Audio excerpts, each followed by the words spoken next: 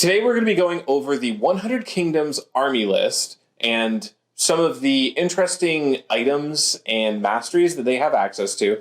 We are only going to look at a context of released stuff. And yeah, let's start with the army rules. What do we got here? Cool. So as like everything else in Conquest, every army has a set of army rules that makes them a little bit more interesting than just the faction or unit profiles. So there are a few that you can choose from with 100 Kingdom, which make this very different than Wadroon or Nords, where they just get a thing. This, you actually have a choice during list construction. So the few things that we have is veterans, which is you may designate any number of regiments in your army to be veterans. What this means is you have to add a banner and an officer model to the regiment. The officer model's point cost is doubled, but it does allow you to increase the clash or volley by 1. So this is a nice way of taking some cheap units, paying a little bit more for the officer, but making them strike above their normal station, which is interesting. So what you can do with this is Household Knights are normally a unit that's only clash 2, but by making them veterans, you're forced to take a tournament champion, doubling the cost from 25 to 50. But because Standard Bearer is free, it's not too big of a deal. And with Clash 3, that improves your impact hits and your follow-up attacks. So you can do stuff like that. You can get Hunter Cadre up to Volley 3 or Clash 4 by taking their Null Mage Officer. So there's a bunch of things that you can do with the veterans option. It does cost a premium of points, but it does, like Brandon said, make your units punch a little bit above their number. The next one is Relentless Drill, which allows all infantry stands in the army to gain the support 2 rule, and if they have support already, it would improve the support by 1. Support is a rule that lets you add the support value to attacks even if you're not the engaged unit. So this allows your units, even in deep flanks, to be contributing a lot more to the battle, which is impactful. And it also means that you get more advantage out of running tight, like long tight formations to get the morale bonus for having big stands, but still contributing to the battle. Yep. So this is particularly interesting if you do like to run bigger units. So Steel Legion don't have support natively. So if you are taking a unit of 6 of them, there's really a maximum where the frontage is useful. A lot of the time, I at least find that units are 3 wide, so you can only get a maximum of 5 engaged stands. If you've got a character attached of the unit itself, you're usually only looking at 2 to 4 engaged stands because of that. If you are taking a unit of 6 of them, you might be losing attacks anyways. With support 2, it doesn't give you the full, Steel Legion have 6 attack space. So you're still getting a third of your attacks out of the unengaged stands. But getting a third is better than getting a 6th. And this also encourages, if you're running really deep blocks of like militia who already have support, if you have a 12 stand unit, and I might go back and edit this, reshoot it or something, but a 12 stand unit, 3 wide, all the way back, is getting like 39 attacks into a lot of targets. And they might not be very good attacks, but 39 attacks, that'll do a number. I noticed this a lot with my Valkyries, which have support only 2. So what this gives, not the bonus to the native units. And I noticed that they allow me to run a 3 wide, 3 deep, and still roll a lot of dice. It's not like you said, my Vulva and then 2 stands and then just a few extra dice. So I feel this would be impactful on the right unit and the right formation. Yep. The last part of this is it allows you, with certain units, to run extremely thin but deep. So if you have 2 stands, your opponent can only possibly engage with 4 of their own stands. So this can actually reduce the number of attacks coming in. If they wanted to go 5 wide and they've got like a 6 attack regiment, right? They go from 30 attacks to, now they only have 4 engaged. Literally cuts it down to 22. That's actually huge. But you are still making, not as much as normal, but like with the militia example, if you only have 2 guys in the front taking the attacks of 4 enemy stands, you are still making 4 attacks with the 2 front stands, so that's 8. And now you have 10 other stands contributing 2 each. So you're still making 28 attacks back in that specific scenario. And 12 stands is a little bit of an extreme, but like just as an example of something silly you can do with it. Oh, yeah. So that seems very useful, especially depending on the terrain on the table. Mm-hmm. And the last one, I think, is the one that is most open to wombo combos, which is when creating, it's called Dynastic Alliance. When creating your army list, you may select an additional warlord. So instead of the 1 limit that everyone else has, you get to pick 2. When you activate Supremacy, you can only have 1 activated per Supremacy phase. But I believe this would allow you to have 2 always active Supremacies at the same time. So, like, you cannot take a Priory commander and a Theist Priest. Those are actually the only 2 active Supremacy abilities in 100 Kingdoms. So you can't take those 2 and activate both of those at the same time. But what you can do is you can take an Imperial Officer and a Noble Lord, and you always have, Mounted Noble Lord, you always have Speed of Horse and Rapid Deployment, so your infantry and your cavalry are getting buffed. You cannot take the same character's Supremacy ability. You can't make the same character Warlord twice with Dynastic Alliances. Oh, so you couldn't have Horse and Infantry mounted Warlords. You have to kind of make that choice. Yes. So you can't have Horse and Infantry. The final part is this also allows you to run a Chapter Mage with a special Supremacy ability, which is enemy spellcast. It's called Protective Glyphs. Enemy spellcasters selecting a friendly regiment as a target of their spellcasting action count as being affected by enemy interference, which makes it harder to get a successful spell cast. In addition, spells this character stand has access to with range of self now have range of 8 inches instead, and it is always considered active. So this lets you take things that are self-activated and actually throw them on other people, which is, I think, pretty interesting based on their spell list. I think there's a few things that gain advantage of this. But even against spell-heavy opponents, that always having enemy interference feels impactful. Yep. The probably primary use you'll see of Dynastic Alliances is to take a Water Mage. So Chapter Mage, as we'll go over, has a bunch of schools. Water Mage has a healing spell, which is normally self range.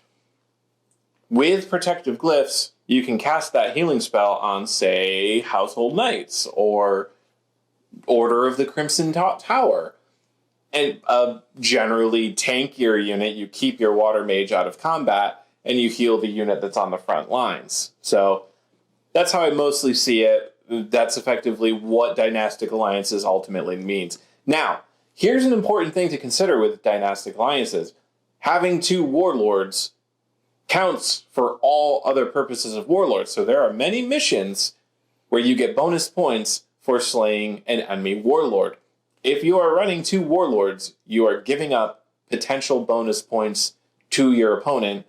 If they kill either one of those or both, they get the points for it. So this could lead to a victory if you do not protect both of your generals equally well.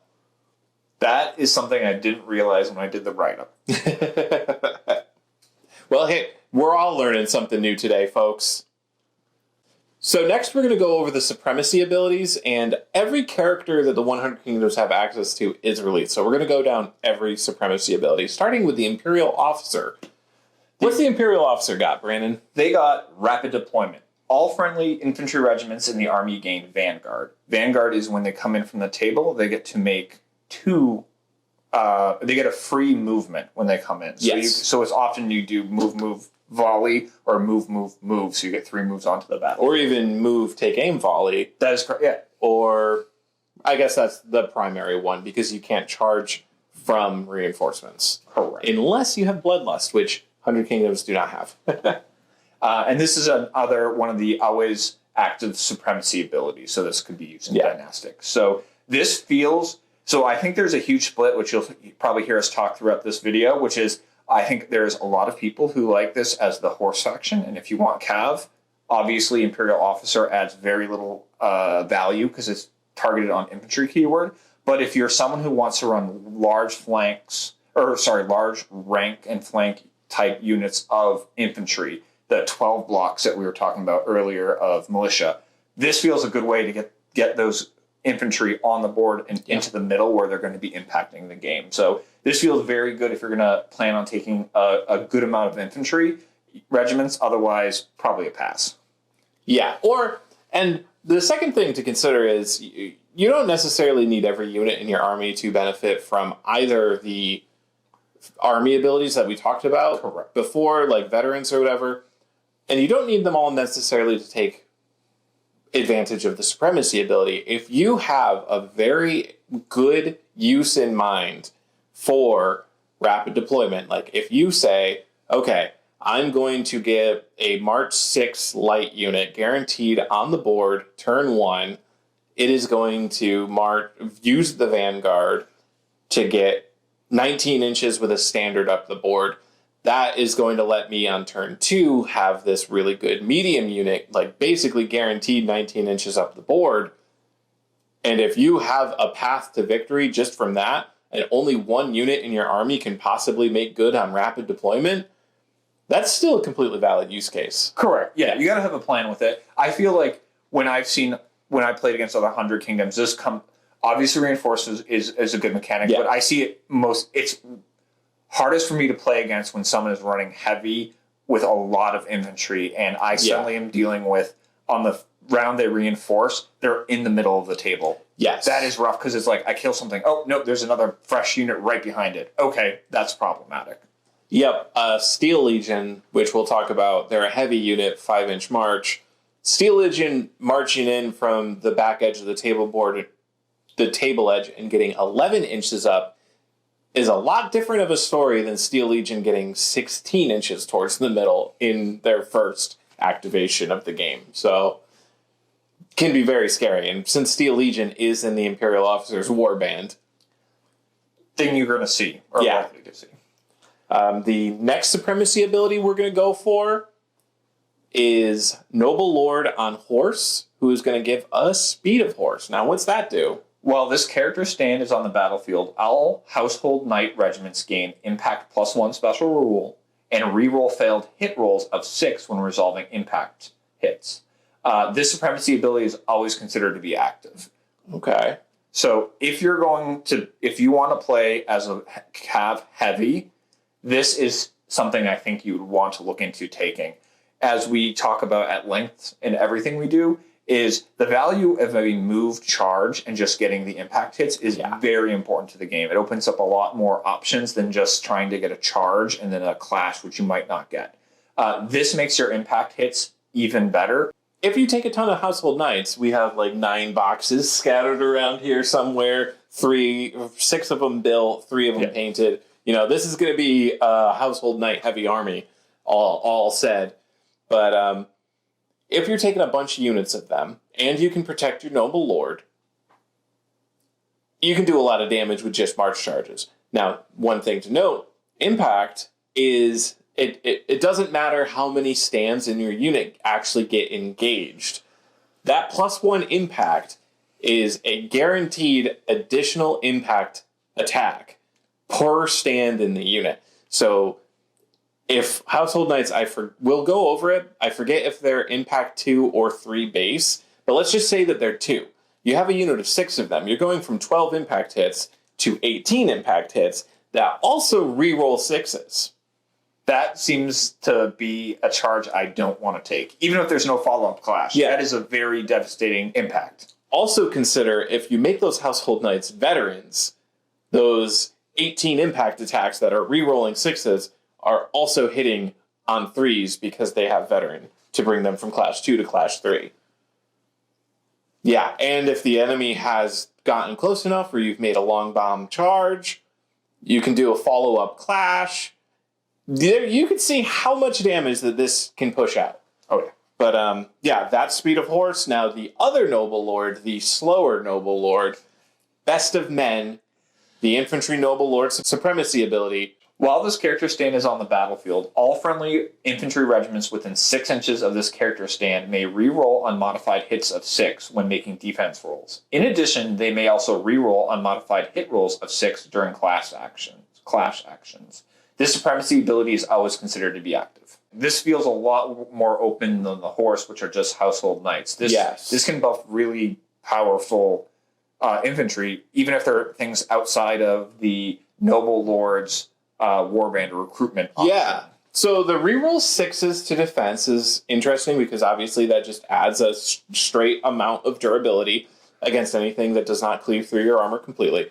The second thing is that this actually, depending on which unit it is, this actually doesn't combo very well with veterans. Because a lot of the time, veterans, like for a lot of the best infantry units, Gilded Legion, Steel Legion, they all start at Clash 3. If you veterans, then they go up to Clash 4. If they're inspiring, they're already re-rolling 6s. Yeah. So there is something to be said that you actually want to take lower grade infantry with this to make sure that you are getting a benefit out of it. That's one key little thing. But also, if you're taking higher grade infantry that have Clash 4, like Veteran Steel Legion, and they're getting re-roll 6s from this, then you don't need to inspire, which can be an advantage against certain targets that don't allow you to inspire, or charging through forests won't allow you to inspire, for example. So, much to think about, but I think you can usually depend on being inspired in a lot of cases with melee. Yeah, the thing I will say is I worry that Veteran can be a point trap because of the extra cost. I think if you use it to deploy on militia who are not great and make them really good, that's interesting. This actually feels more interesting to me. If I'm someone who really likes infantry, if I take Dynastic Alliance and I run Best of Men from my Noble Lord, and then I also have an Imperial Officer, it feels like I have a way of shoving my infantry blocks up very quickly. And then there are pain to remove because if you shoot me, I'm rerolling 6s, which, doesn't sound huge, but it's one of those things is where like they have decent armor, they're rerolling 6. It just makes them even tankier. And then in combat, if you can arrange your front line well, put the Noble Lord in the center, the 2 flank units, as long as you touch 8 to the 1 stand, the whole stand gets the rerolling 6 ability. That feels like a very nice walking block up the field that can just like cut through things and take some damage. Is it as interesting or fun as Cav? You have to decide that, but this feels like the way I would want to run this particular Supremacy. Yep. And another final thing to note on it, it is a 6-inch aura, but to put that into very real terms, each stand, as far as infantry, brutes, cavalry, etc. go, non-monster stands, is about 2.6 inches.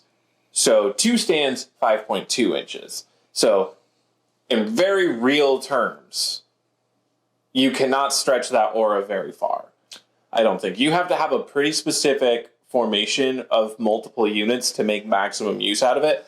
If you have your Noble Lord on near the middle of a wider block, you're not going to be able to extend that to the sides to other units. If you do what we were talking about with like a 2 wide unit, let's just say you have a minimal man-at-arms unit to guide, or household guard, we'll say household guard unit to kind of guide this lord onto the field. So you have 3 stands of it, you have it 2 wide, and then 2 in the back rank. You are spreading that, projecting that aura 3 inches or 6 inches forward, so about 3 stands forward, and also to the side. You can make a pretty good brick, but you do depend on some precise positioning to do that. And the one thing I will say is reading this, it's a regiment within 6, not wholly within. Yes. So using these guys, if I got a break like this, and if this is my Noble Lord, if this is 6 inches, it doesn't matter how many units are this way. Right. As long as it touches 1. Obviously, that leaves you in a situation where if you lose this or have to pivot and you're out, you lose the buff. But you do have a little bit of play because unlike Age of Sigmar, you don't have to be wholly within. Right. And there's not a lot of wholly within effects in Conquest, I don't think. Exactly. Yeah. But for people who might not have played as much Conquest and they're viewing this to get in, that is a trick that's a little different than GW games. True.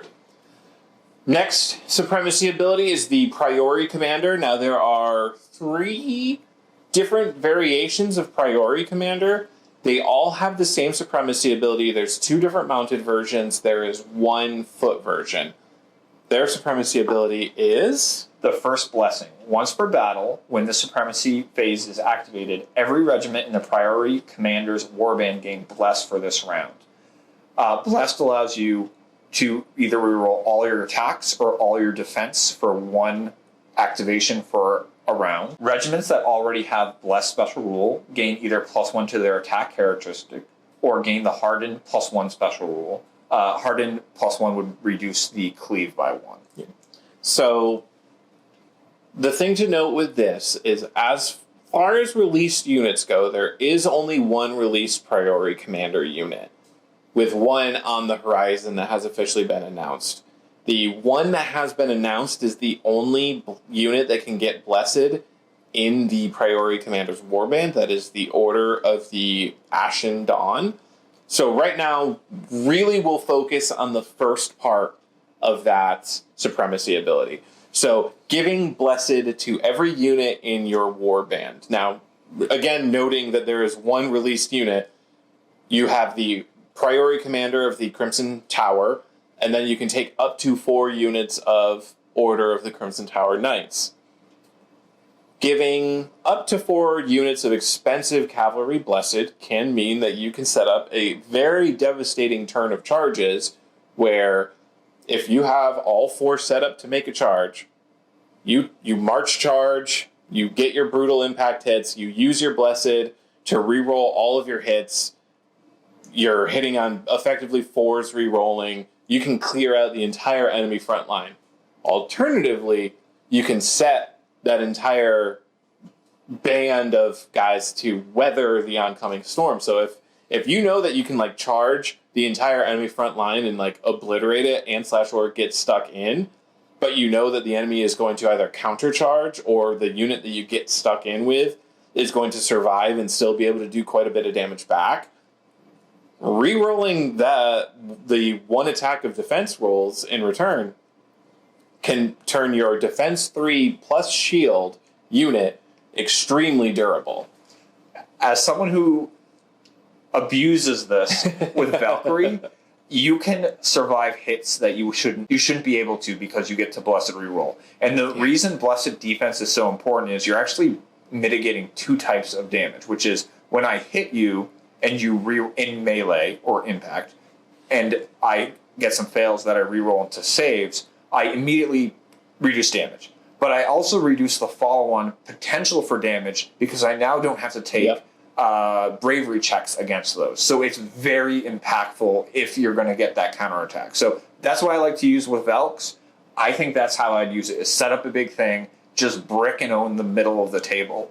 I think that would be really good. The one concern I have with the first blessing, and I've seen this in games we've had with our friend Sage Money, is you have to know when to use it. And I've seen people hold limited resources like this too late. So by the time it comes up, they have a unit left. Yeah. So it does require a little bit of challenge, which is you need to activate it early enough to impact the game. You can't just always wait until you get all 4 of those to go. You might be in a situation where you have 2 calves that can charge and hold, and you just got to go with it because it's not always active. You have to know when to use it. And if you wait too long, in the game I had against Sage, my Bosun killed almost all his orders, so it was not impactful. Right. The other difficult part is that all orders units are fairly expensive, released or unreleased, so it can be hard to fill a warband to the extent that you need to really get the most out of this Supremacy ability. We are talking, I think, and we'll get to this later in the video, but I think Crimson Tower Knights are 200 points for a minimum unit of 3 of them, which means if you take 4 of them, that's 800 points plus the actual Priory Commander, which I think is 110 points on his own. And you're That's talking 910 points before any upgrades or anything. And that is MSU, correct? That is MSU. So minimally sized units. So that has survivability challenges already. Yes. So in a normal game where tournaments are suggested to be 2,000 points, buffing those up to 4 or 5 sands so they can actually take some damage it feels like you're spending 1,200 to 1,500 of your points for a 2,000 point tournament list just on that. Yeah. And it feels like it could become a trap if you go all in on it. Yes. As of right now, when other options come out, it will be a little easier because there will be cheaper choices in the Order's infantry.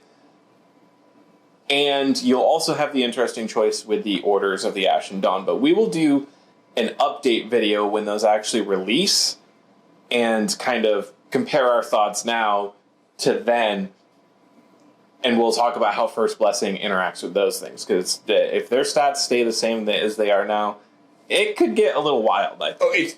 Yes. That is the hard thing to talk about because the leaked date that this will go to suppliers is at that mid section where it's like kinda we know it's coming out. Yeah. I don't think the way it's constructed it will live the way I think rules will change because it seems bonkers with this ability. But once again, not fully released, not something we're going to cover in depth. All right. Final Supremacy ability is the Spirit Shines for the Theist Priest. What's it do? Once per battle, until the end of the round, spellcasting actions performed by friendly character stands with the Priest special rule targeting the regiment this warlord is currently attached also affects all friendly regiments with the Devout special rule on the battlefield. Should the character stand cast Divine Sanction, all friendly regiments with the Devout special rule benefit from the effects, but do not get to perform a dual action. So this one's really hard to talk about without the context of the Theist Priest. So we'll actually talk about this one more in depth when we go over the Theist Priest. But needless to say, once per game, if you know how to time it, having the ability to disseminate buffs to a large portion of your army all at once, this can be very similar to the Spirit Shines because, spoiler alert, one of the spells is to give a unit blessed. Give every devout unit blessed? Sounds good to me. This can actually be more impactful doing effectively the same thing, but on weaker units. But yes, we will talk more about that down. Is there something that you want to say here? This is one of the ones that seems the most interesting because it feels like it could either be great or it could be jank. Mm-hmm. I think it's a little jank. So with current release units, you have to spend points to buy the upgrade Neophyte to give Devout. I think there is one treasure trove on a character that gives Devout. So there are limited ways you have to spend points on. Giving everyone on an army blessed for a turn is crazy and could be good, but also you have a situation where you're paying a lot of you're building an army to get the Devout to really, I assume, go off on it. So to your point, you said earlier, this feels like something that you will want to say, let's make everything Devout and go all in on it.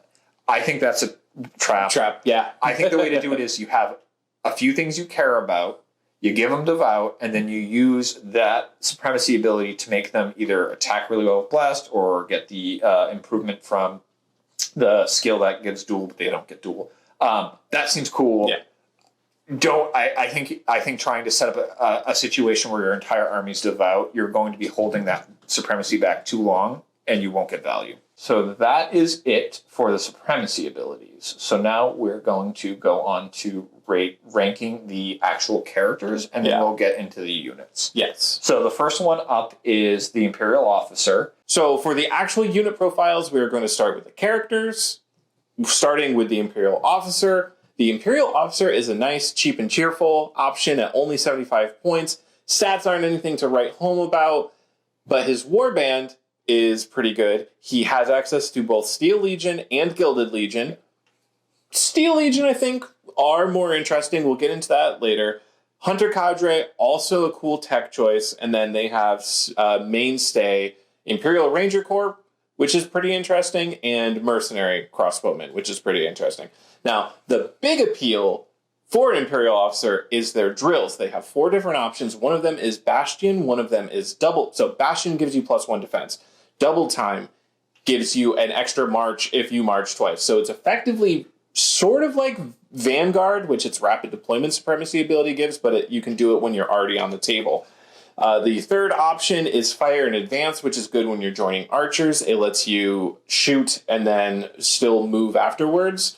So you can move into range, shoot, and then move backwards out of range to avoid return fire or getting charged by an enemy. Or you can shoot, advance, and like kind of like slowly grind your way up the board. The last option is Murderous Volley, which if you resolve this and then take aim with a ranged regiment, they get to cause resolve tests with their shooting attack. Now, I will say that in 2.0, I do not think that the ranged Imperial Officer has nearly as much appeal as he used to. So those last two, Fire and Advance and Murderous Volley, I'm not seeing as interesting as they were before.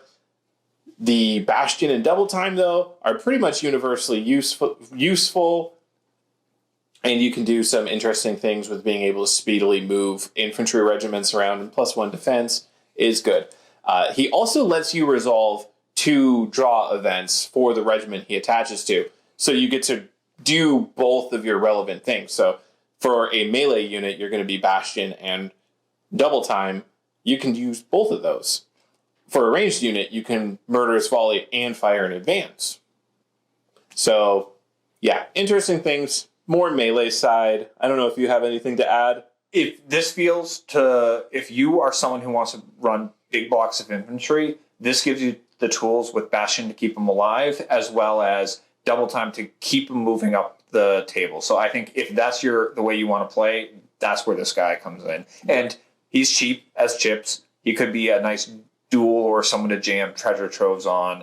But that's my question. Here's one of the more interesting things I can't believe I forgot. I believe he is the only character that has access to Tactics Retinue level 3, which gives flank.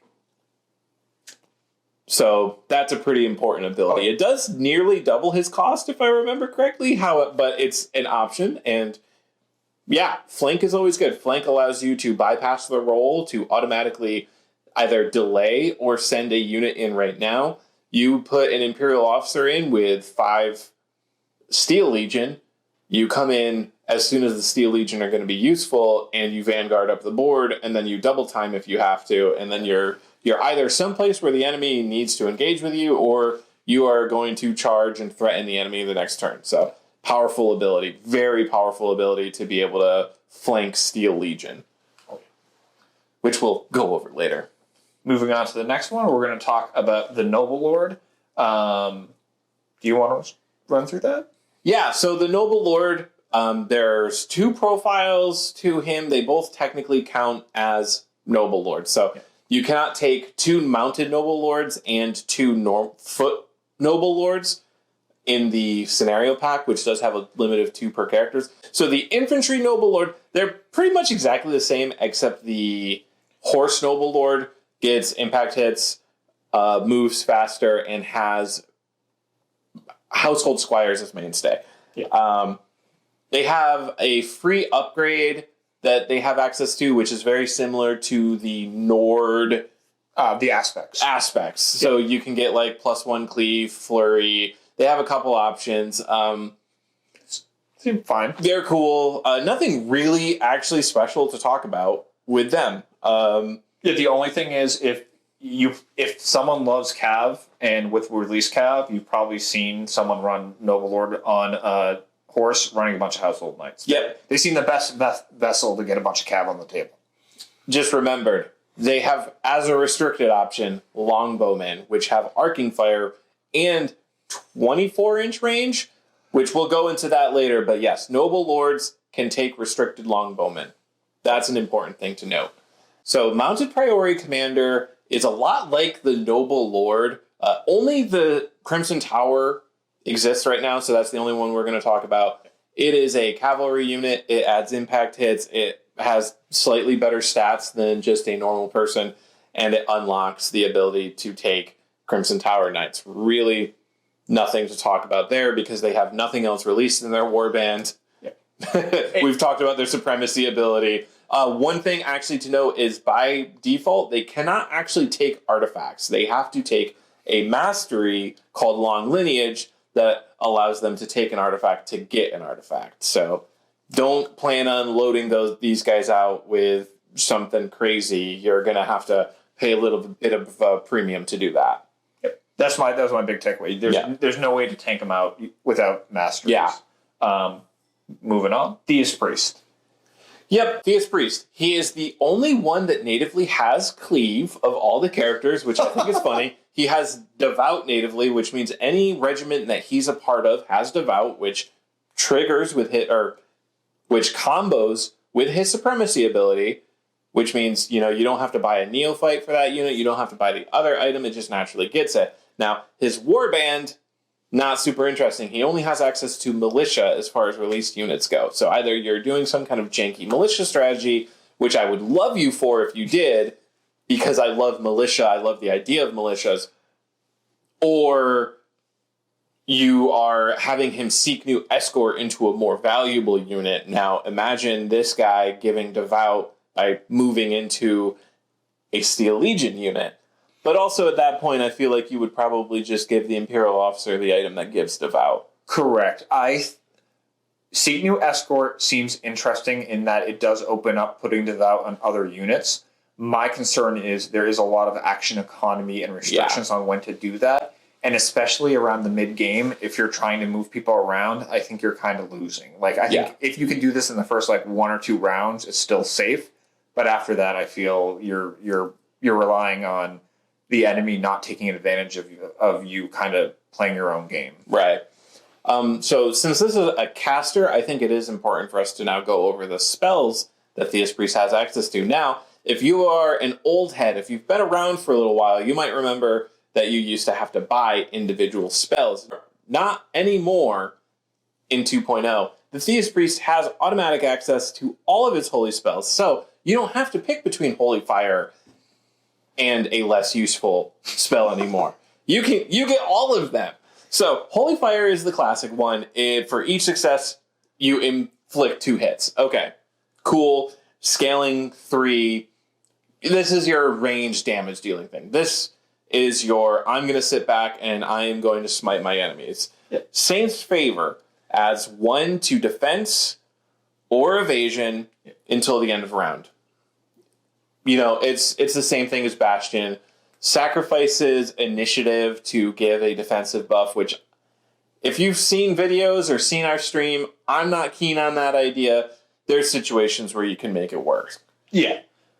Heavenly Blessing is the one that we've kind of talked about with the Supremacy, which is target infantry regiment gains the blessed keyword until end of round. Combined with the Supremacy, this is how you just scale this annoying rule out to everyone who's devout. Mm-hmm.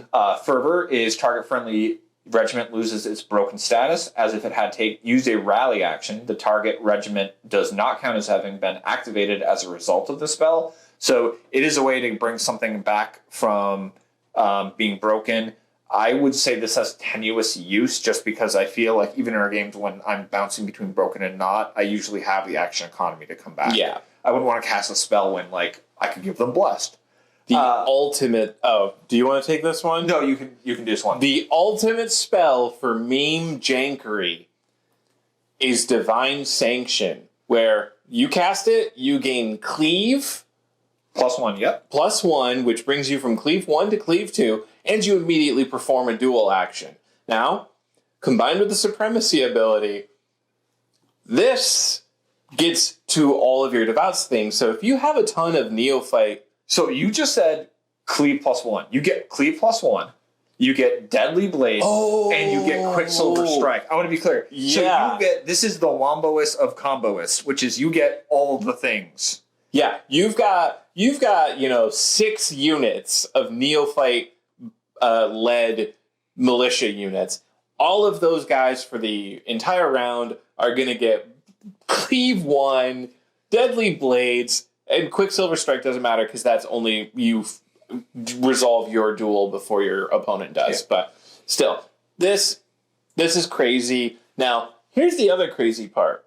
All those spells that I just described to you. Yes. Every single one of those, except for Divine Sanction, has a range.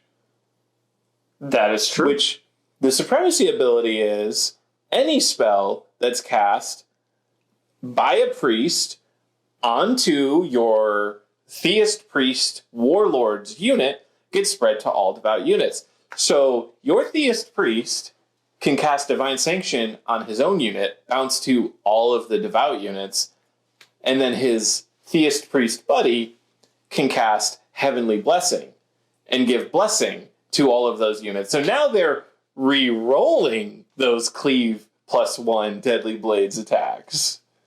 It does cost action economy. You have to burn your Supremacy ability, then you have to activate 2 Theist Priests, and then activate all of your Devout units. But think about that. Think about Steel Legion with a Theist Priest seeking new escort into them. Think about that, and now they have Cleave 3 with Deadly Blades and Blessed. Think about that, folks. Think about it. Get on the Theist Priest's level. Number 1 Theist Priest fan.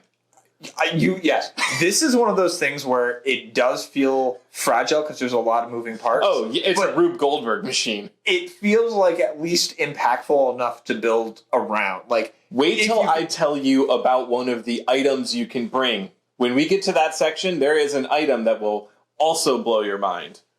But yeah, that's Theist Priest. The final character, Chapter Mage, which, as a fellow caster, actually pales in comparison. Okay, it's Warband. It has what? Men-at-Arms, Mercenary Crossbowmen, and Court Squires aren't released. It has a bunch of schools of spells. You take one school, and each school has 2 spells. Let's go over those spells. Okay, so let's go over Stone, I guess? Oh, they're not organized. It's not, but I know which ones are which. So, okay. In the School of Earth, you have Stone Spikes. If the regiment that the Chapter Mage is part of, or if you're in Protective Glyphs, the Supremacy ability for Dynastic Alliances, the regiment that you target within 8 inches, if they become the target of a charge action, the charging regiment reduces their impact rule by 2. Does get a minimum of 0. So, there is a unit of brutal cavalry staring you down. You win the priority roll. You cast Stone Spikes. They go from impact 4 to impact 2. That could hurt a lot. It can remove a lot of the damage that a unit with impact would do. The second School of Earth is Earth to Mud. You target an enemy regiment, and it counts all terrain as hindering. Hold on. Should the target regiment wish to declare a charge or march, it may only do so as its first action. If it takes a charge or march action as its first, it may not take a second march or march action that round. Oh, just slows it down. It stops cavalry from march charging you. Yeah. Hilariously, probably because it's got 16-inch range, it's probably way more likely to save you than Stone Spikes is. Yeah. Overall, School of Earth, not my favorite school. Nope. School of, actually, the one that I don't know about, let me just take a look real quick. Okay, so it's School of Water. Yep. Gives you Call Fog and Ninua's Tears. So Call Fog is, let me just refresh my memory, has the barrage value of units targeting your self unit. So that can be extended with Protective Glyphs. Yeah, which is good with the dominance of, even with the balance of 2-0, Bosun and other range units are still dominant. This feels like a way to impact against that. Does it say whether it rounds up or down? Rounding up. Rounding up. So Bosun go from 5 attacks to 3 attacks. Yeah, if you have 3 or 4 stands, I mean, I run 4 stands to them, so this would deny me 8 attacks. That feels impactful. That's true. Is it the best use of the spell? Probably not, but at least it would impact things. What you're really coming to Water School for is Ninua's Tears, which is +1 resolve. No, reroll failed morale test of 6 until end of round, and 1 wound healed for each success, which can bring stands back if you would heal more than half of that stand's wound characteristic. So, like we mentioned earlier, you can cast this spell on Household Knights and keep those things really tanky once they get in. I mean, anything with defense 3 plus shield is going to be surviving a long time. The resolve tests, the morale tests, rerolling 6s, that's a neat little add-on. Saves you some heartbreak. But yeah, that's Water School. Actually, probably the school that you're going to see the most of, even with the nerfs to Ninua's Tears. In 1.0, it used to heal 2 for each success. Now it only heals 1, half the healing. But there's still a valid use case. Your Valkyries do just fine. Exactly. I think it'll be used, and if it's connected to the right regiment to bring back, I think it'll be useful. And I do think it's one of the more interesting schools because you use the fog as you approach in the early game.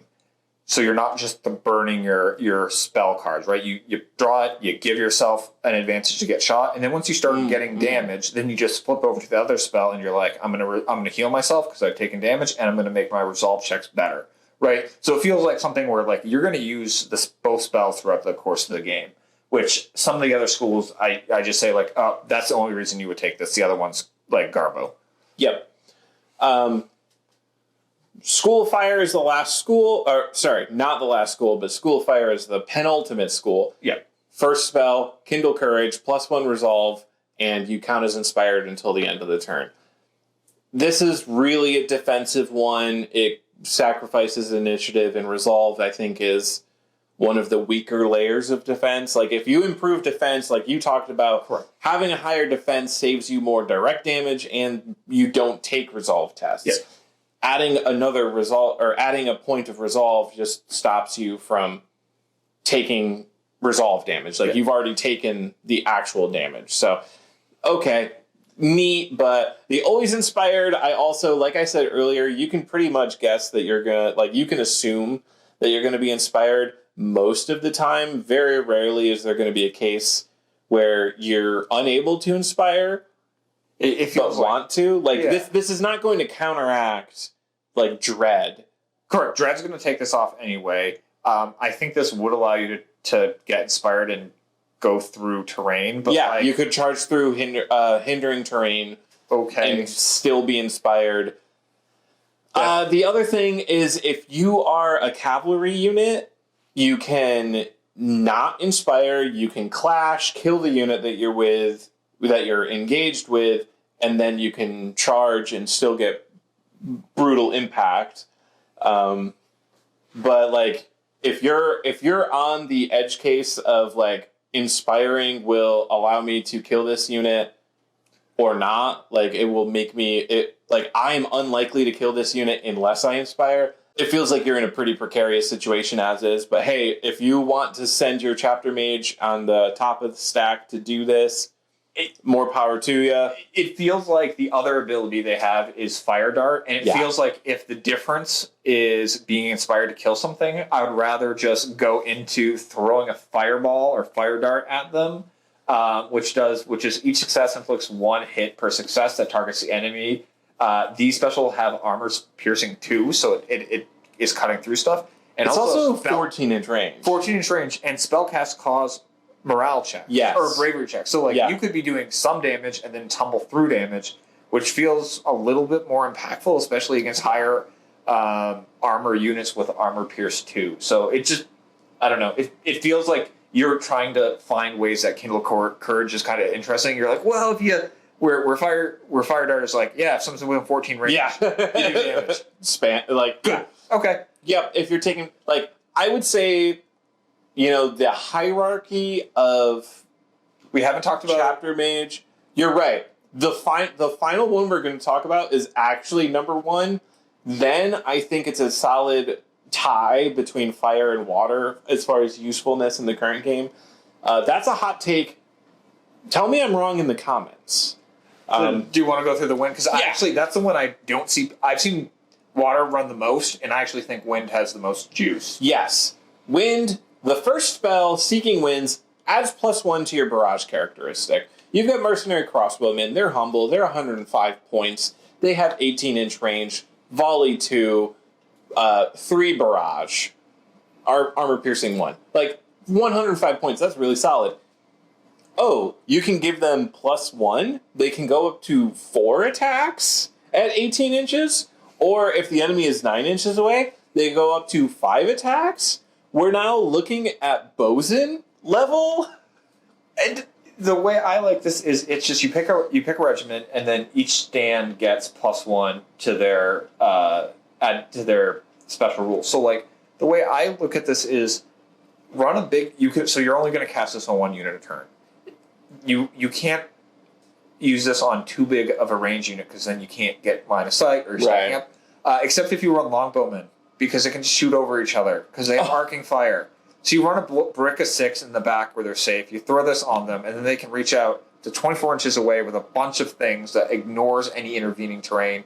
That feels good. Yeah. And 24-inch range is like one of the best ranges in the game. I think it's the best. I don't think there's anything above 24 right now. So this feels like taking something that is good, making it so. I think this is really good, and I'm surprised I don't see it more often. Yeah, I think people are sleeping on it. The other one is hit rolls of 6 during volley actions get rerolled by guide. +1 barrage, reroll 6s. +1 barrage, reroll 6. I was trying to math this out, and there's like this weird world where you could be like, well, they're within 8 inches. I already have so many attacks that I'm probably going to pick up more. But I feel like when in a game where I need to play quick, I'm just going to always defer to +1 bat because in 90% of cases it's going to be better. Yeah. And if I'm like running out the math on this, I'm stalling game and it's going to cost me at the clock. Yeah, if you memorize the math ahead of time, hey, maybe I have a spreadsheet for this. I have never bothered to run the numbers on this kind of nonsense.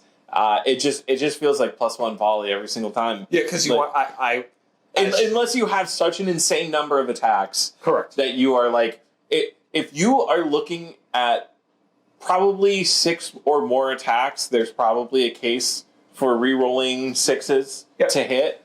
But in every other case, take the +1 attack. Yeah, swing for the fence. You can also spike higher that way. Yeah, exactly. That's the other thing to consider. People like spiking. You having an extra. You can either have the potential to turn a failed into a damage point, but you're still capped at whatever your initial was. So let's say, you are making, the unit overall is making 16 attacks. You can only do 16 damage if you are re-rolling the 6s. Add 1, you've got 4, 3, 4, whatever the math is stands. Oh, look, now you can do 18 damage to the 19 damage, whatever, to the enemy. Boom. Spike big. Spike big. That is all of the characters. Talking about heirlooms now, we're just going to cover a few of them that are interesting because a lot of them are standard things you see across many different factions. Yeah. One that I've seen used against me is if you can get Standard of Steel, which gives Dread, which just prevents the enemy from being inspired. I played against Sage with this, and it felt bad because no matter how I line things up, I could just never get inspired. So it does feel like a way to keep things around a little bit longer. The Regalia of the Empire allows you to gain Dauntless, which is you always count as inspired, which feels good because you can just charge through stuff and you still get it. Armor of Dominion. It makes it so that enemies stands in contact with the character don't get Cleave or Smite, which against Dragon Slayers, or I can't think of anything with Smite, very useful. Against Force-Grown Drones, not super useful. I feel this one can be kind of a trap because I think versus Dragon Slayers and other things, it looks very great. But even against things with mid-level cleave, cool, you remove my Troll's Cleave 1. Okay. Is that worth 40 points? And it can only remove a maximum of 3 stands of cleave. Yep. Because it only removes it from people in contact with specifically the character stand. 40 points is a big ask. Exactly. And that's an extra stand of most units. I'm glad that they maintained the Flesh Cleaver, which is an ability to put Fiend Hunter on someone, because that apparently is something the Fiend Slaying item from the Nords lost.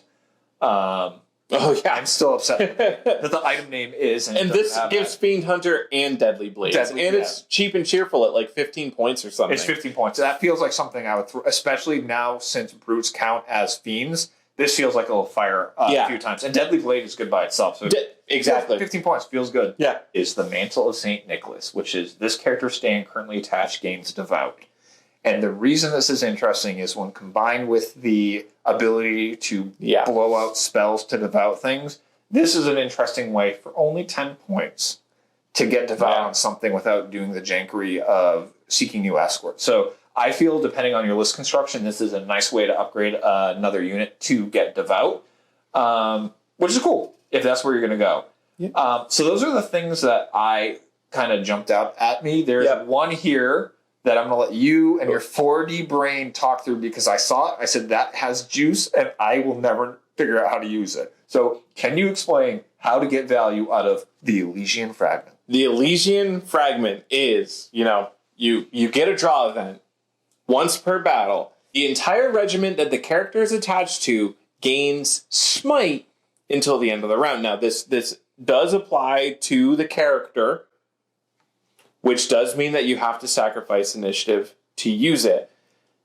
The Galaxy Brain thing to do is give it to a Theist Priest with 12 stands of Militia. The way that you're oriented, you're making like 40 attacks with Relentless Drills. This is specifically Relentless Drills. 40 attacks with Smite. They completely ignore the enemy armor. You're staring down that unit. You are Militia, so you only have 5-inch move. So you are in threat range of anything that can hit you. You have to sacrifice initiative by activating the character, drawing the character first. You give yourself Blessed because the Theist Priest has it. You use Blessed to reroll defenses because your Smite is going to allow you to do so much damage. You do not need that offensive reroll. You just need to survive the charge that is inevitably going to happen because even if you win priority, you flip the Theist Priest. You say, I have Smite now. I'm giving myself Blessed. Their Crimson Tower charges you. They do 24 Brutal Impact 2 attacks. You're about to lose like 4 stands of guys. Brutal makes it so that you actually only lose... Blessed makes it so you only lose 2 stands of guys. Then you attack and you just delete their unit.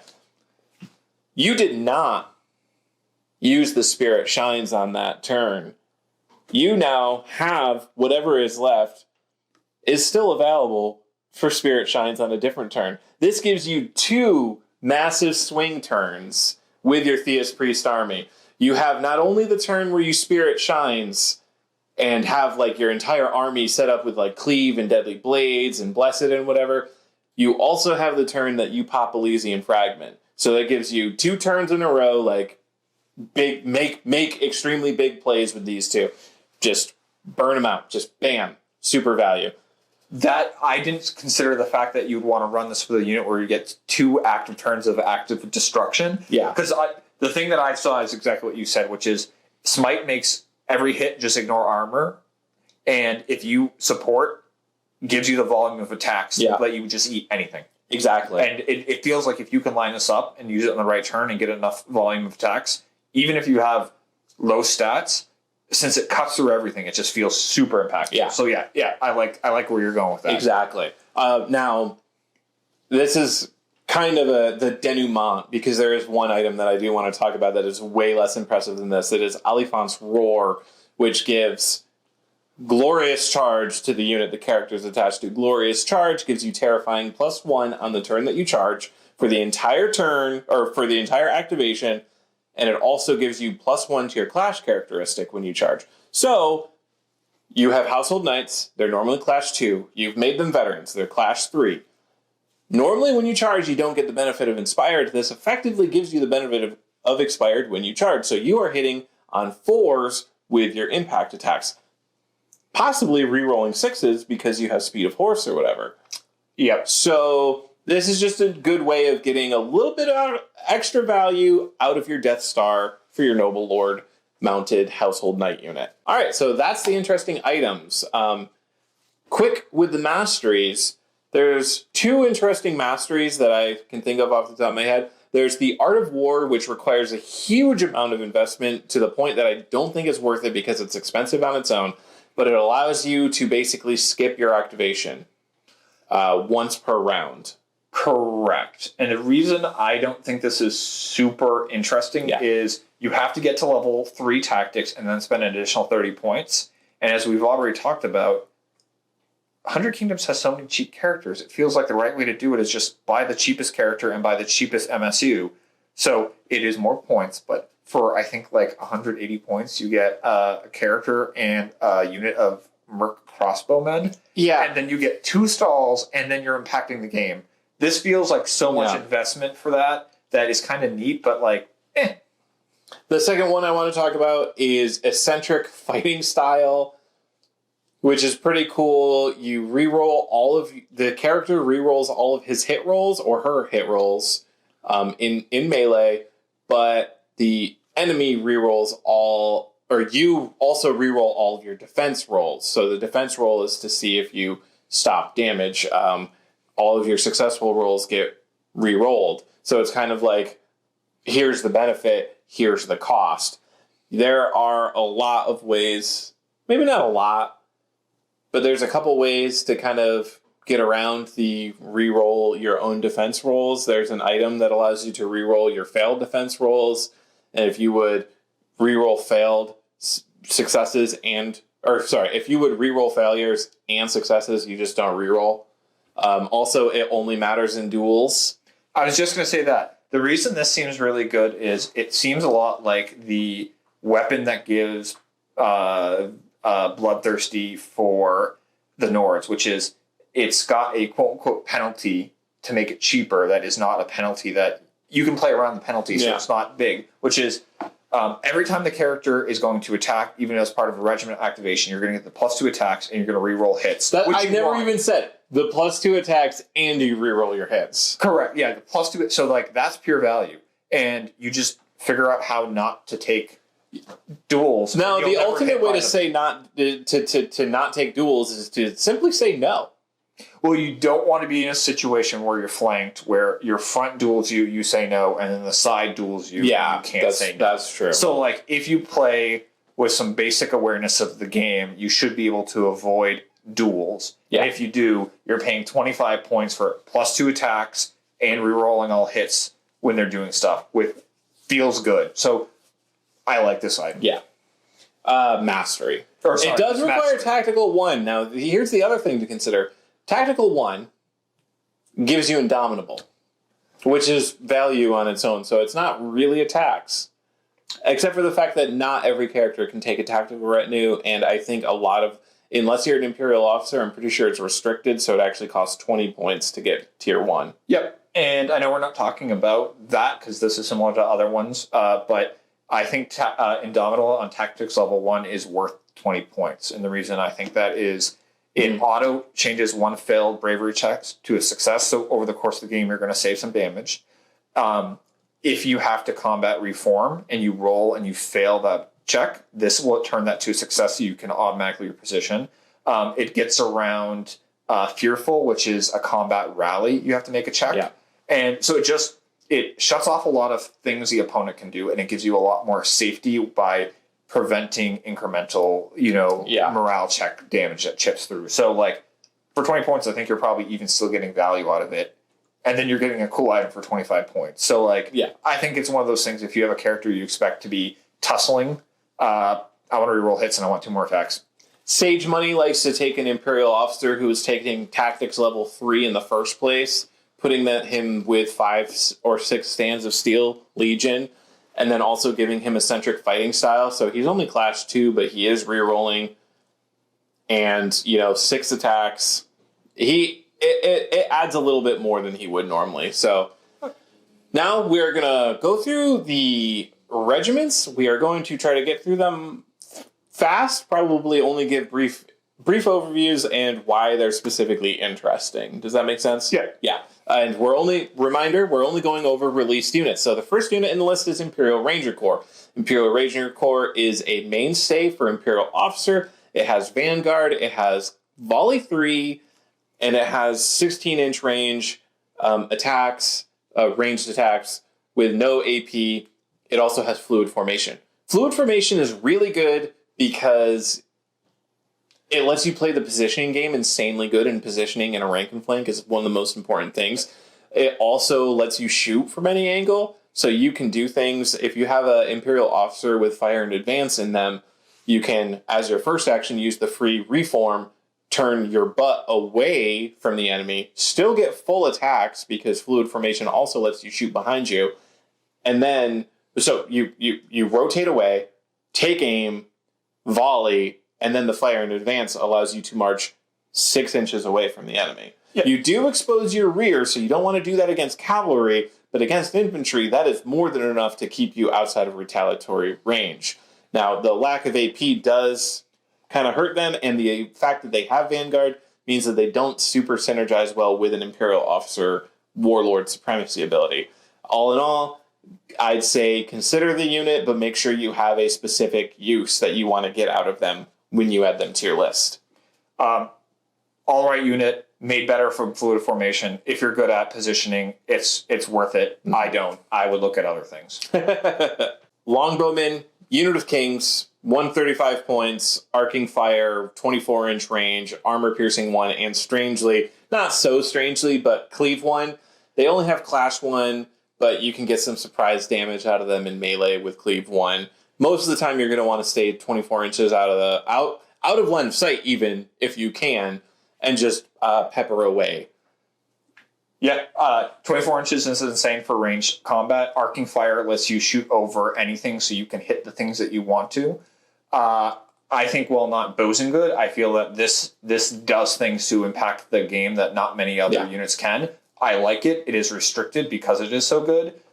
If you Noble Lord only. Yeah, so if you're going to run something, want a good range unit that can kind of like get around and hit the things that you need them to hit, I think this is a good unit. It's a plus for me.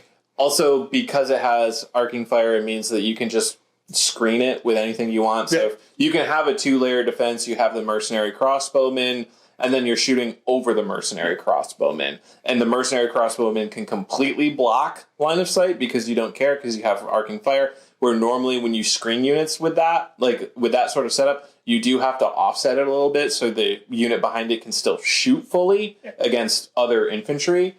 But yeah, you can just completely block their line of sight and still get attacks in.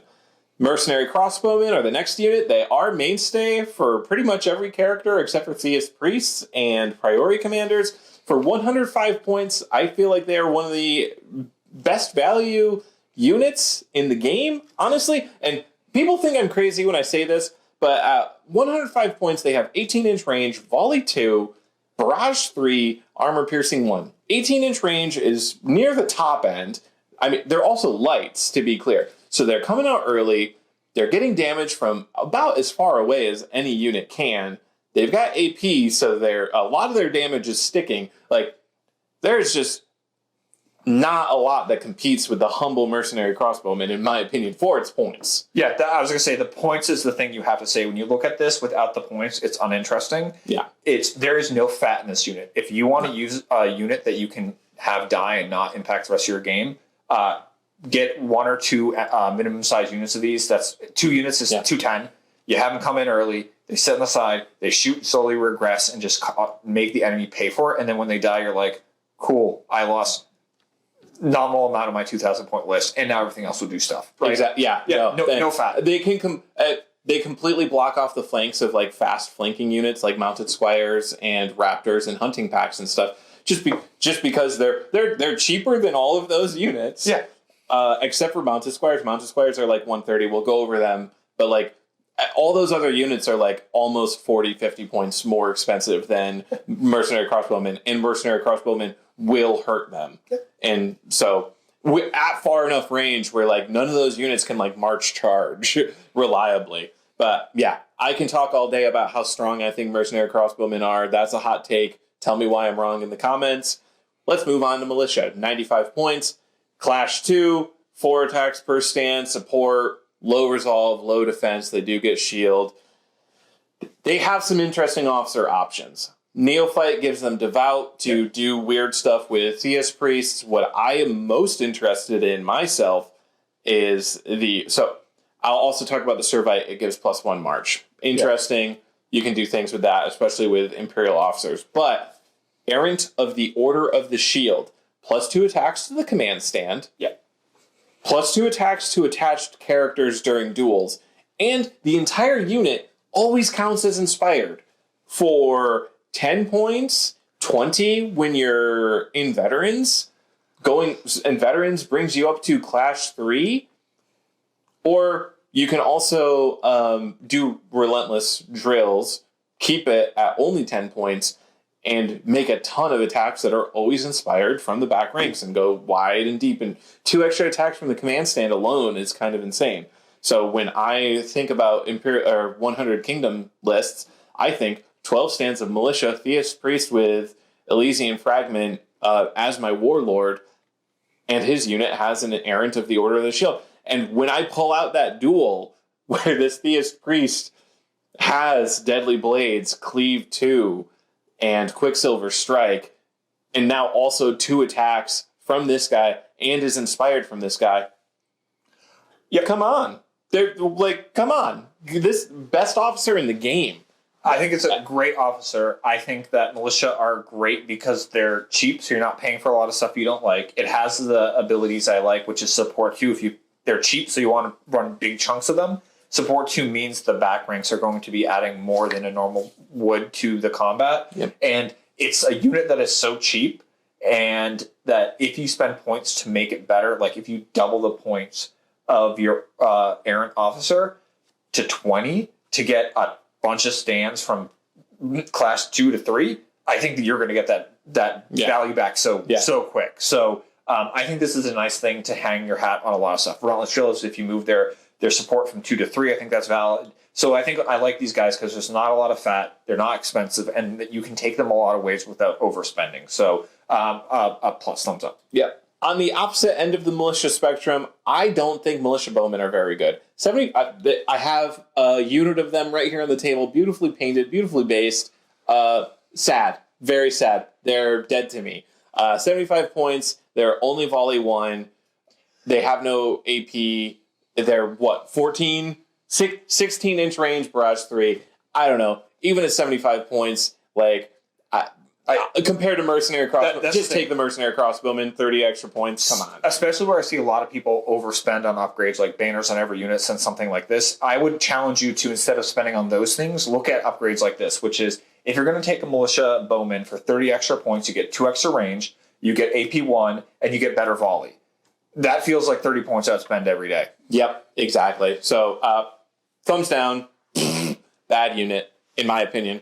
If someone else can find a use for him, sure. Let's talk about it. Hunter Cadre. 155 points. They are restricted Imperial Officer only.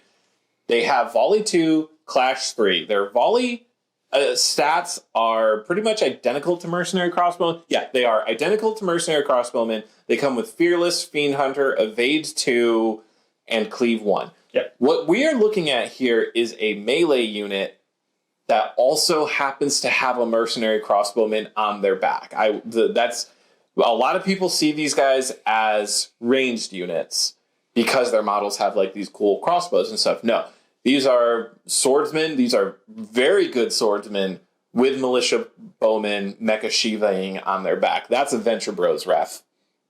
So the other thing that's interesting about them, officer choice, null mage.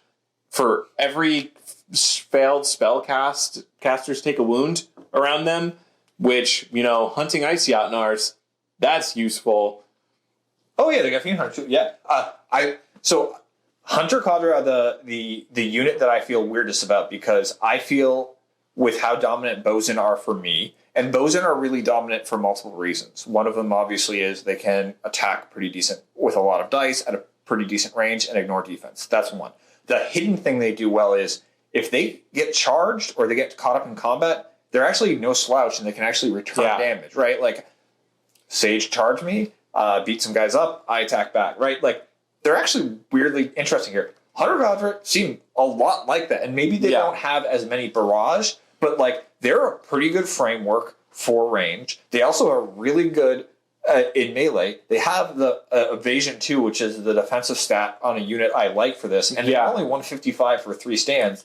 It feels like this is something that more people will be running, and I'm surprised I don't see it, because it's like... I think it's just because they're restricted, they're hard to fit in. Like, you want to be running Steel Legion when you're running an Imperial Officer. Oh, that's fair. Yeah, because... that's what I basically feel it is. Okay. Also, people might be looking at it and being like, oh, that's a bad ranged unit. I think that's the thing, yeah. This yeah. Because it's like you said, like, I'd push it forward and just bolt things, and then you charge me with your hunting packs or something, and then I'm just like, surprise, I'm actually going to be beating you up. Next unit, Mounted Squires, 135 points for a light cavalry unit. It is mainstay in a mounted Noble Lords band, but restricted in a foot Noble Lords band.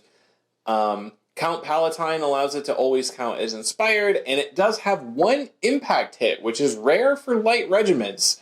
That does mean that it is super effective with its 9-inch march.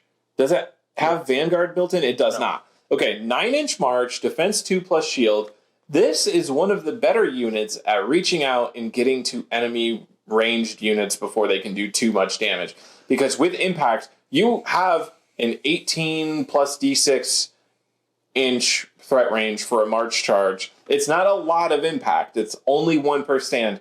But the fact is, always inspire. No, inspire doesn't apply to impact hits. But still, if your unit gets 3 impact hits and even 1 hits, you're mostly tying up the ranged regiment, but they usually have super low defense, usually have super low resolve. Like if you charge a unit of Mercenary Crossbowmen, you are probably going to get 2 damage. Yeah.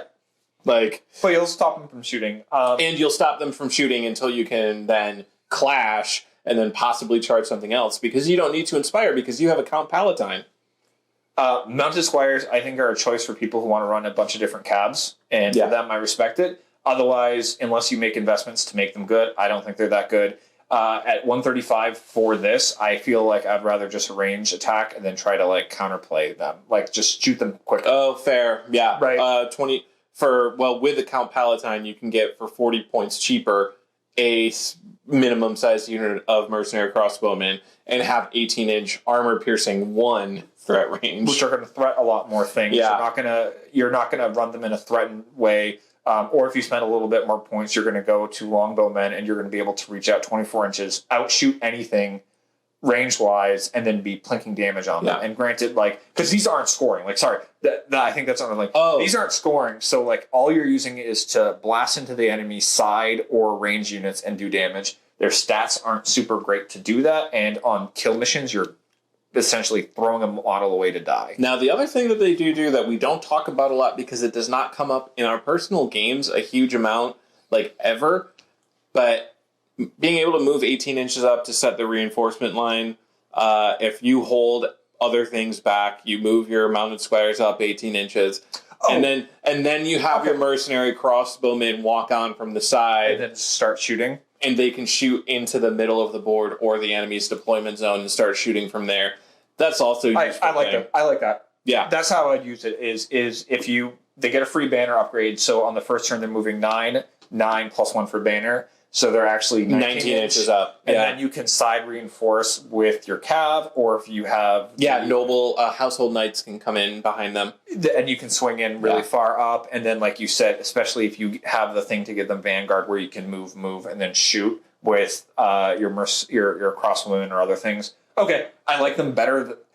I would pay 135 to take 1 to set a reinforcement line. That feels more interesting than paying 135 and then potentially adding more stands to get in the back. You got better range options. So, okay. Yeah. It conditionally, if you use them to set the reinforcement line. A Household Guard. Household Guard are a unit that I have not honestly looked at much. So they have cleave, they have support. Yeah.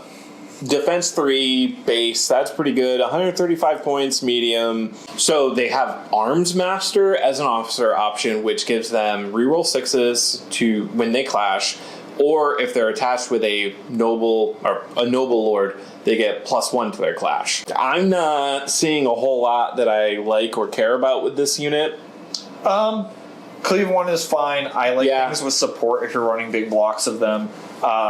So they're scoring, which is nice, which I think the militia aren't. So if you want a little something with support that does score as a medium, I think it's fine. I just feel there's better options. Granted, they're restricted. It just feels like this is the middle of the road type of unit, which is if you want something cheap that you can super buff up and make awesome, go with militia. If you want something that's super impactful, just spend a little extra points and go with something Seal Legion. Yeah. So never mind. I just realized I do actually like this unit. You take a noble lord, you give them the free upgrade that gives them a little bit of cleave. Yeah.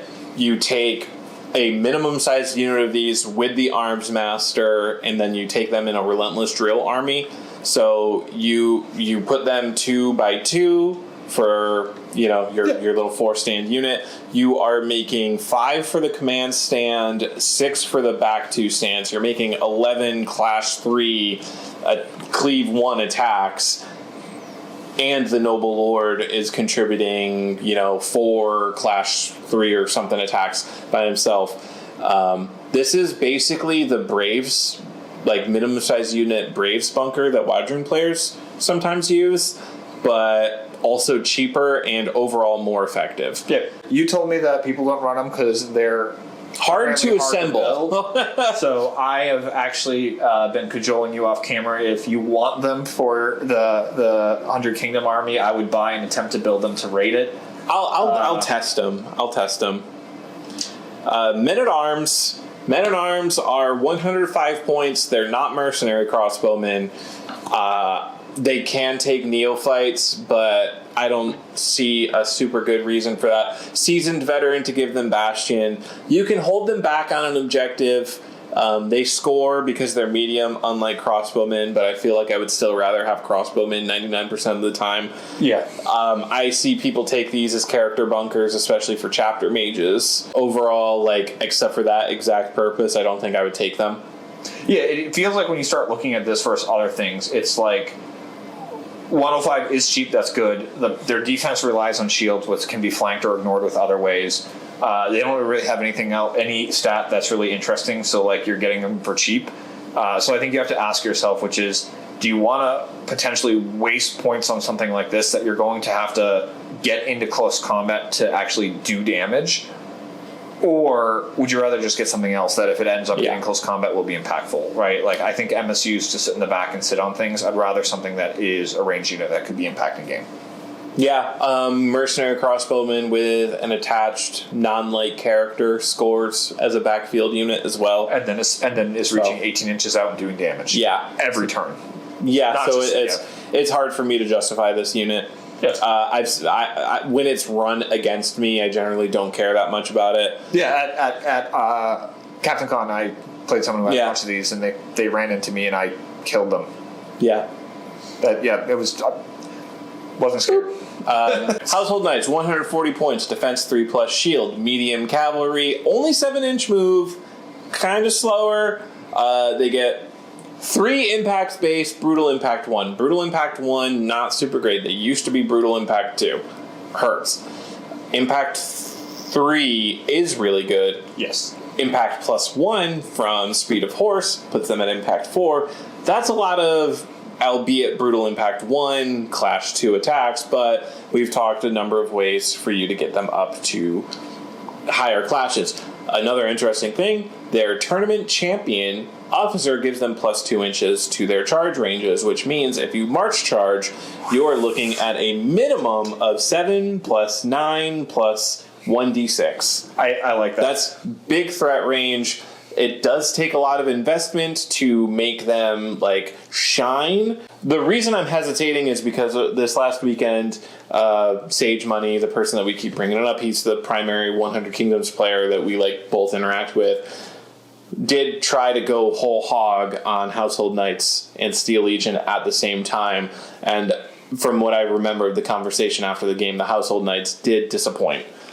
In the game I played with him, he also said the same thing, which against me, he had a bad roll. I wouldn't count it. He rolls really bad, and I rolled really well on defense, so I wouldn't take much of it. So the reason I like this unit, and it is a soft-like, is if you play 100 Kingdoms, this is the unit that got you into the game, in my opinion, which is it is a nice knight model when there's not a lot in a lot of other games.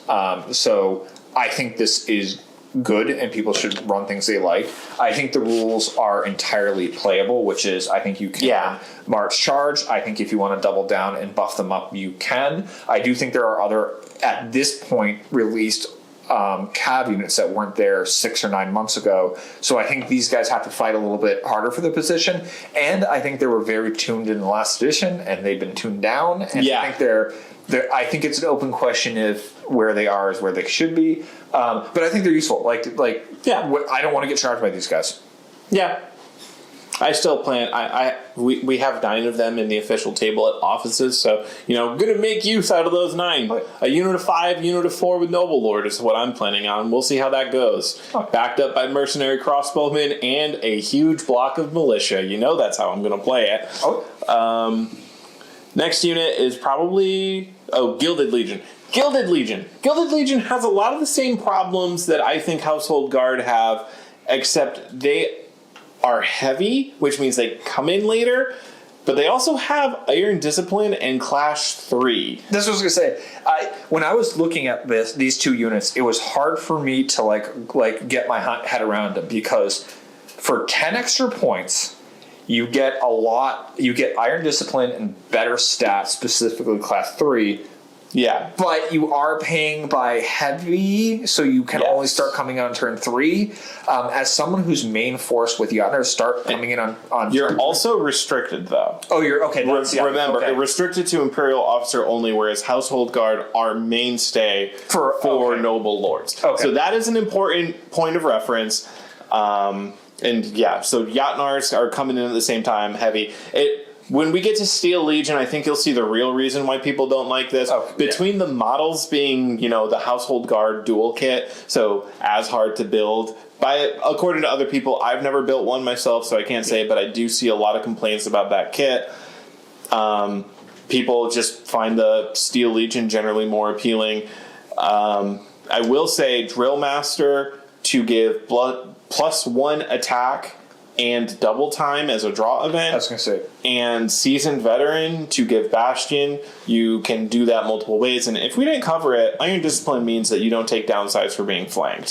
So you don't take the rerolls to your march and you don't lose support. Or you don't you don't have rerolls to morale when you're flanked, and you don't lose support when you're flanked. So yes, I accidentally closed my notes, but the notes I wrote up on this guy is I think the way to run these is janky, but you need some way of getting up the field. So either you need to be running the ability to get Vanguard on them from your army-wide rule or double time. But you can run a big chunk of these and just not play the positioning game and just say, I'm going straight up. And then I'm going to put Elysian Field on, or Fragment. Yeah, you charge my side. I'm support too. I'm just going to stab you and ignore everything. Come at me. I don't care. So Elysian Fragment, so you're going to smite them? Yeah, it's... Okay, all right. Because you don't care about the tempo loss, because it doesn't matter whether they hit you in the side or not. Yeah, I think people are... Even if you explain it, I think people are going to be like, I'm going to get the side flank, or I'm going to hit you on 2 angles, and just be like, okay. You're not making me any worse. I have a big block. I might have someone throwing heals at me somehow, depending how I construct the army. Support 2 is good. I'm just going to throw it out. So one thing I was thinking about is if you did the thing that the army ability that gives +1 support on units like this, just from 20 stands or something, just something silly, 3x4 or something. I would just run no more than 12 stands this is general. This is a 100 Kingdoms faction focus. Yeah, but I'm gonna give general advice for every faction. Don't run more than 12 stands in a unit, please. Don't do it. So he's gonna say that, but just run a 3x4 wide and just go 3D and just go straight up the field, and they can fold into you. They can go on your back. They can go in your front, and just okay, and then if you have mercenary crossbowmen who are shooting at the people who just flanked you, that's what I'm saying. And you also have cavalry to charge to charge the people who just flanked you. Okay, let's put this on the table. Let's do a battle report. Yeah, I think that's how I saw this, and it does take some setup, which I worry that it takes too much, or it depends on the opponent making bad moves to take full advantage of. But I feel like there's some juice, because I think too many players are too... I know I would. If I was in the middle, I'd be like, you know what?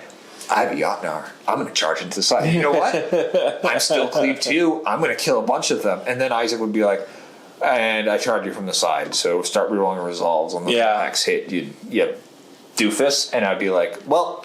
goodbye. So I think there are some ways to run this that are interesting. Otherwise, like you said, there are other options. Number 1 Gilded Legion fan right here. I'm the Theist Priest and Militia guy. He's the Gilded Legion guy. What are we looking at next? Steel Legion. Steel Legion, 175 points. Wow, that sure is a large number of points, you might say. This is 100 Kingdoms, the cheap guys. No, these are insane. They're Clash 3, 5 attacks, with an officer upgrade to give them +1 attack and double time. So that's 6 attacks per stand at Clash 3. Only 4 wounds, only defense 3, only resolve 3, cleave 2. I say only resolve 3, but let me tell you something. They have Oblivious and Fearless. Oblivious is, it takes 2 failed resolve tests to take 1 resolve damage, minimum of 1. Like, if you fail 1, you still take 1 damage, but... So how do they get Fearless from Drillmaster? Because they don't have... Oh, sorry, Bravery. I confused Bravery and Fearless. But Bravery is, I think, better than Fearless because it's Fearless plus... And I might be wrong on this, so comment on this video if I'm wrong on this. But I'm pretty sure it gives Fearless, and also it automatically rallies you at the beginning of your activation if you're broken. Yeah. So yeah, that actually cool. is good. Take 6 stands and an Imperial Officer with flank. Move forth and prosper. Like, I have nothing bad to say about this unit. I like these guys. I'm going to go with your comment. They are expensive, and because they don't have support, I would not run them in large chunks. They are one of the few, I think might be only thing with Cleave 2, so I think they have a very good place. There's Brutal Impact too. But you get that once. You can't, if you get stuck, you hit the attack. Yeah. These guys can tussle with something like Dragon Slayers. I know it's always such a bad matchup, but it's the thing that top ahead. But like they can tussle with something that has high armor over a long period of time. Dragon Slayers are the one thing they can't tussle with because Dragon Slayers have Harden 2 and ignore them. I was trying to think of what the initiates are. The other Dwegum unit with like defense 3 and the shields, or defense 2 plus shield. Oh yeah, initiates with the pikes. Yeah, with the pikes. Exactly. Yeah, like, the entire Dwegum army list has at least 2 plus shield. Yeah. So let me reframe.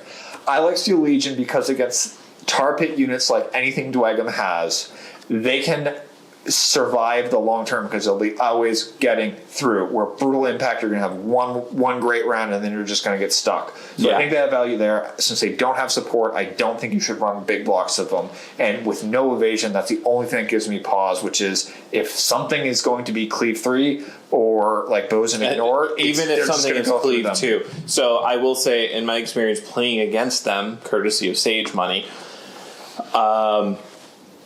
that defense 3, when you get hit by Cleave 2 from, say, an Apex Predator, it goes down fast. You're gonna take a lot of damage, and at only 4 wounds a stand, that damage is gonna hurt. You're not gonna take really any resolve damage, but still, the amount of damage that Cleave 2 can push through on these guys hurts. And the last unit we have to talk about are Order of the Crimson Tower, mainstay for Priory Commander of the Crimson Tower. These are 200 points for an MSU, which is even more expensive than Steel Legion, but boy, are their points worth it. They are move 7, clash 3, 5 attacks, defense 3, plus shield, brutal impact 2, impact 4, and terrifying. They just like give them all the keywords. They're like, not enough. Just keep adding more. They are expensive. They are heavy, so they're starting on turn 3. But March charge all day. Correct. Oh yeah, exactly. Tactically, use these guys like ranged regiments, where you keep them at the bottom of your stack a lot of the time, so that the enemy moves always thinking, oh no, that Crimson Tower unit can attack anything 15 inches away. Guaranteed, because 7-inch march, 7 plus 1 to 6-inch charge, it is, if they have to play around a 15-inch area of all of your Crimson Towers, so if you have 2 units, it's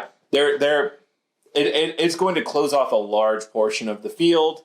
Whatever these things hit, except for Dragon Slayers, really, are going to die. I've had like 2 Crimson Tower Knights just completely annihilate 8 stands of Wadroon Blooded before. It's crazy. And the other thing you have to consider is that because they can march charge effectively, they don't even need to clash.